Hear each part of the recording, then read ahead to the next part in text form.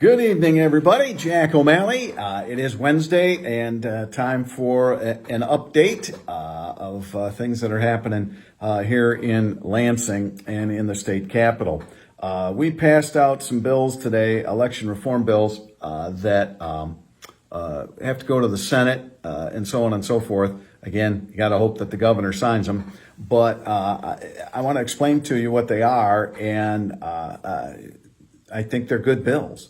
What was interesting was I know that these will be referred to as Jim Crow and that we are trying to stifle the vote. And that's not only just wrong, it's BS. These are not Jim Crow. I hate it when terms are used like that because Jim Crow was a terrible, terrible thing. And it was much deeper, and it was, yeah. So to call it Jim Crow is just a way to try and scare people, and that's wrong. So with that, let me tell you what it was. Basically, these four bills say you got to have a picture ID to vote. So in the past, the way Michigan did it was you had to have a picture ID. If you didn't, you could sign an affidavit that said, I'm Jack O'Malley, and I'm here. And they'd give you a ballot, you'd vote, and you were done.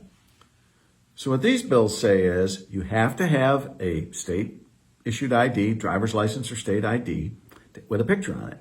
If you don't, then you can't, or you don't have it, you don't show up with it. You say, oh, I left it at home. You can sign an affidavit that says that's who you are, and it's provisional.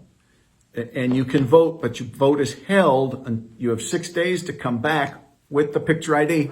It's me. And then your vote can count. And if you don't show up, then your vote doesn't count because you didn't have the picture ID. Now, what they say is people can't get the picture ID. People can't get this.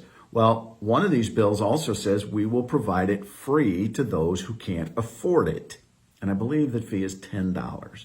And I believe someone in the discussion today said the Secretary of State believes there's about 150,000 people who are eligible for an ID and don't have one. There are over 7 million people with driver's licenses. And of those 7 million, they're of all colors, races, and descriptions. So I think there's two things about the picture ID and voting. It's not that hard to get, and we're making it easier. It's not 70. I think the poll I saw, 70 or 75% of Michiganders said, yeah, picture ID to vote makes sense. Ding, ding, ding, ding, ding. So we passed these out today, and we'll see where they go and if they get signed. But one of the things I want when people push back, if you have somebody say, no, that's making the vote harder. One of the things that I think is very important, it's counterintuitive, but people think, well, let's make it easier. More people will vote. What's been proven is that if it's too easy to vote, people don't have confidence in the vote, and so they don't vote. So if you can secure that vote by shoring up these rules, especially now with no excuse absentee, we've got to have the rules catch up to the process after the constitutional amendment was put in a couple of years ago by voters. So that's where we're headed with this, and we just have to keep moving forward. So that's a little bit of that today.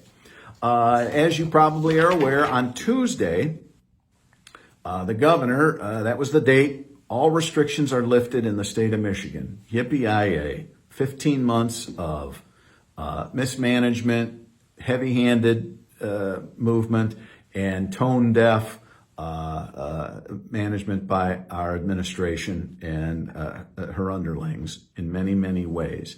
Some things were good, some things were, I'm not, but overall, we could have done this so differently and had such better effects on our economy and our people and mental health and all that stuff. I'm not going to replay it all, but I think you know what I mean.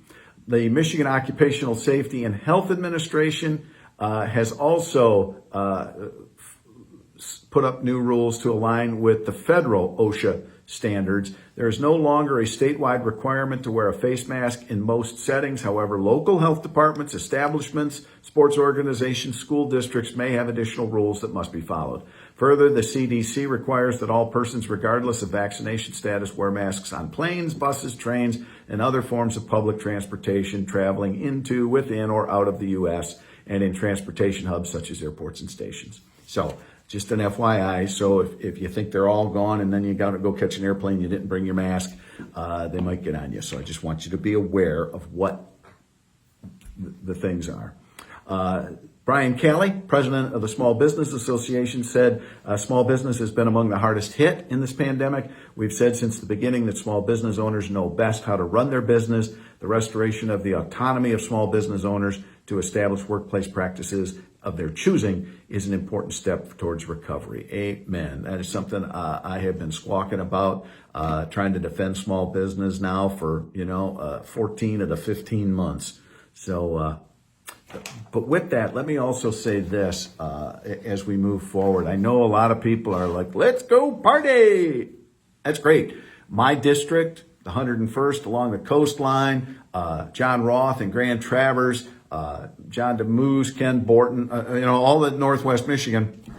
I know people are headed our way, and that's good. But please understand this. The worker shortage is real. And so if you go to a restaurant, the waits may be longer, or maybe their hours aren't going to be open as much because they just don't have the staffing, all right? And there's lots of reasons for that.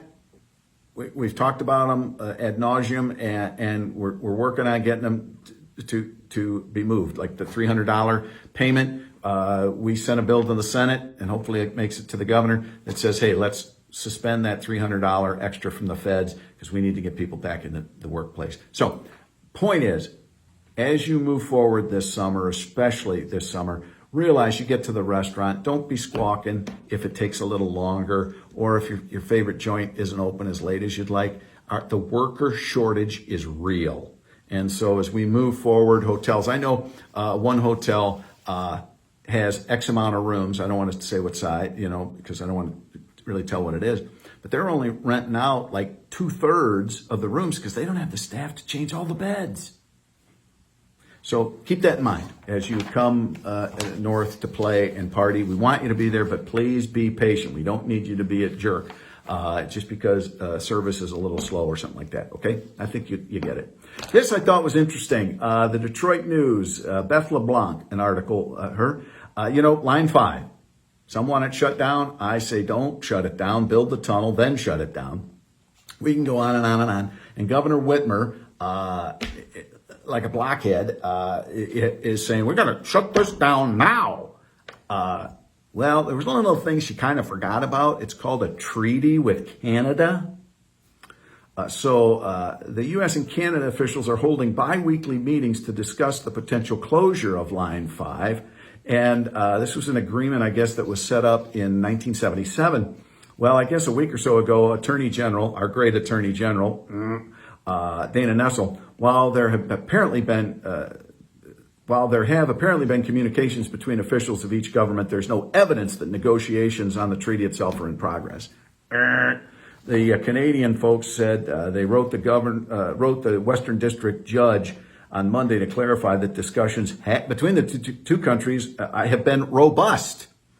And they are discussing how to handle this treaty issue because the state of Michigan is trying to enforce rules they probably don't have the power to enforce. But never let the law get in the way of Dana Nessel or Governor Whitmer. It's just not law. No, we just skirt them. But it's a treaty with Canada, and Canada is a big partner of the United States. They carry a pretty big stick. So I got a feeling that somebody in that administration went, treaty? What treaty? Well, there is one. So we'll see how it all plays out. All right. Getting close to time here. Just touch base. Budget. There are still discussions on that. The July 1st deadline is still something I think that I know the House of Representatives wants to try and hit. And I know the negotiations are going on with the administration and the Senate. Hopefully by tomorrow we'll have an answer for you, but we'll see what happens. Also, on the NoFault situation, the July 1st deadline's coming up.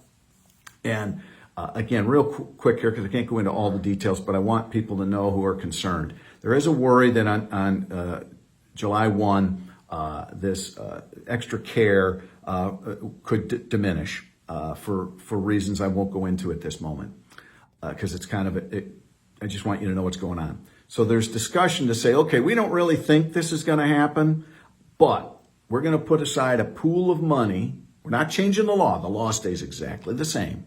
But we'll put aside a pool of money that says, all right, if you have been if you're an insurance company and the funding isn't right, don't quit. We'll pay you out of this fund.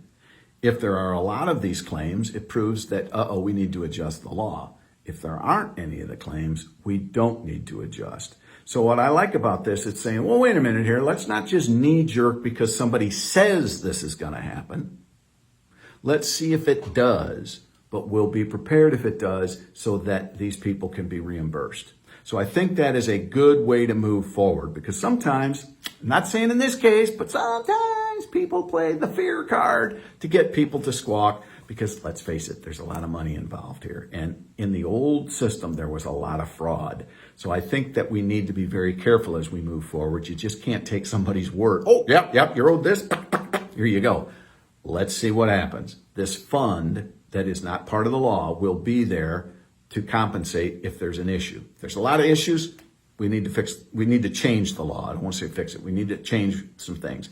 If there is no problem, then we don't need to change nothing. So let's find out. So that's happening. If you're worried about the no-fault insurance change on July 1, it hasn't happened yet, but that's what's being discussed, and a pretty strong probability that that's what's going to be announced here in the next bit. So just an FYI on that. Also, let's see here. Yeah. I just want to mention we were talking about health reforms, the prescription drug situation, the pharmacy middlemen, pharmacy plan management people. Senator Vanderwall of the 35th District, it's in his committee now, and they're taking up those bills. Good bills. Maybe they need a tweak here or there, but there's 15 bills that will bring down the cost of prescription drugs and help people. And I am firmly behind him, and I know Senator Vanderwall, he's got a lot of work ahead of him, but they're good bills, and he started taking hearings on the House bills that went over to him. So Kurt will do a good job, I'm sure, of that. All right, I'm out of here. Let's be safe out there, and we'll talk to you next week, all right? Take care.